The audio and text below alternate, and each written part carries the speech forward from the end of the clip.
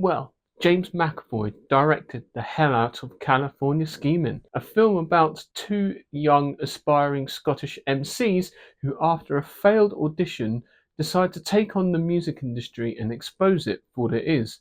It is a dark look at fame and fortune, the good, the bad, the ugly side of temptation and excess. James McAvoy is certainly tapping into his Scottish heritage, giving us a look at the ground level look at the music industry. But it's actually Lucy Halliday's performance that gives the piece a lot of heart, soul, and moral compass. Brilliantly directed by James McAvoy, a really solid directorial debut from him. So the story is about two aspiring young Scottish MCs who are currently working as a day job working in a call centre, Gavin and Billy, as well as Billy's girlfriend Mary. And they are working 9 to 5, working a mindless job, but in the background they are scheming their way and trying to make their way into the music industry as Scottish rappers to no avail. Their plans don't work. They try absolutely everything. And it isn't until a radio advert came on and inviting people to an open audition to a music label. And they're looking for like the next best thing. And so, in their infinite wisdom, Gav and Billy decide, right, this is our chance. We're going to go for this audition. And so they drive all the way from Scotland all the way down to London, and they have the audition. And they think it's going well. They're doing their best stuff, and they get laughed at out of the theatre that they are having the audition in, to the point where one of the auditioners called them the rapping proclaimers, and creates a bit of friction between Gav, Billy, and the music industry and the gatekeepers. And so, after a long journey back home, reflecting upon their decision, their audition, they realised that they were being laughed at, not at the music, but at themselves, and decide to take revenge. And Gav remembers something that Billy tells him about life and should just keep going. And it's not about who you are, it's about the story. And he gets onto the phone to a record producer and says, oh, we're rappers from America, and just build this entire narrative that they become American rappers from LA. Somehow book a meeting because they figure out that the story is more desirable than the actual music that they're putting out. And this puts an idea in their head, and they're just like, right, okay, if we create an entirely new personality and new personas, go down to this meeting, we could potentially get ourselves a record deal as completely different people. And so they do. They go to a meeting, and so far so good. Their accents are doing pretty well. They practice from using popular culture and TV shows and things from America that help them create their accents and their personas.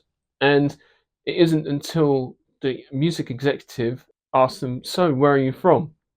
And instantly has poked a hole in their plan. And so they are laughed out of the meeting with the executive. And so have to start all over again. And so this time what they do is they create an entire backstory of their characters, where they came from, how they met, what they did to get to where they are, their taste in music, and so on.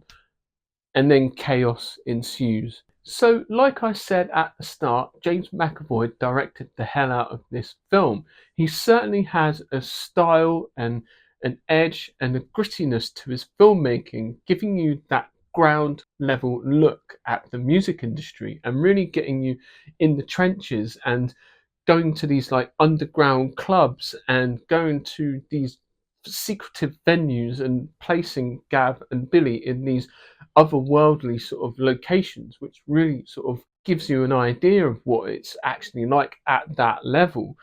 And the performances across the board were really good from the boys. But for me, I feel who steals the show is Lucy Halliday's character Mary and Lucy Halliday's performance, it really gives a element of warmth, and she is the moral compass to the boys. She is the one that brings them back to reality and draws them back in when the lie gets a bit too big and a bit too out there. And she's really trying to sort of bring them back to reality. She is absolutely tremendous. She is definitely the heart, the soul, and like I said, the moral compass of the story. And I'm really looking forward to seeing what other projects she's going to be doing in the future, because she is a very talented actress, I feel. James McAvoy, also as the eerie, sort of slightly evil music executive, is really great as well. He has such presence when he's on screen, and he really focuses it on the eyes and the way he makes his facial expressions, and really brings that element of the character together really nicely, and you could see it in his performance. Really dialed in really well, and there were times when he was the music executive and it just made my skin crawl every time he spoke. His voice was very cinematic and had a lot of evilness to it. It's hard to explain, but very, very well portrayed. However, the minor gripe I had was the fact that the first music executive that the boys actually meet for the first time is actually James Cordon. I would have taken anyone else.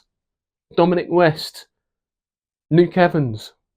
You could have had anyone else portray this character. But no, James Corden. He's good at the whole chat show thing, but as an actor, I just don't believe him. I don't believe him at all, even though he's trying to be this annoying British executive shouting and yelling and screaming, and I don't know, he just didn't fit right with the role, in my opinion. But that's just me.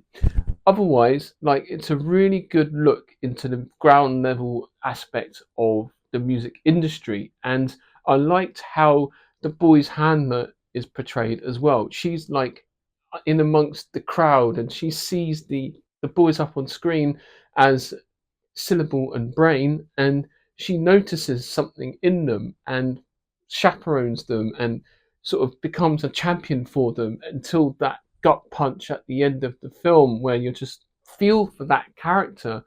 And she's worked her way up to this point to become a music executive herself and to sort of shepherd this new talent into something brilliant, but then her dreams get squashed, and you just feel so hard for her. And that again is a testament to James McAvoy's direction. I think there's something to be said for a actor turned director, because he has had all the knowledge of all the other directors that he's currently worked with and poured it all into this film and into the other actors' performance as well.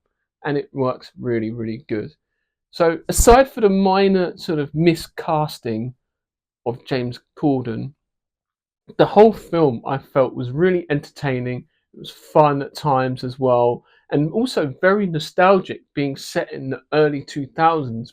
Everything's recorded on like an actual camcorder, not on a phone, and the old school phones as well, like the Nokias and all that sort of stuff. It all comes to play. This is an area that I grew up in and still remember to this day, and people from that time will remember a lot of this stuff. So it works on multiple levels, and I think James McAvoy did a tremendous job at directing this first film, and be really interesting again to see what he does in the future, if he directs again at all.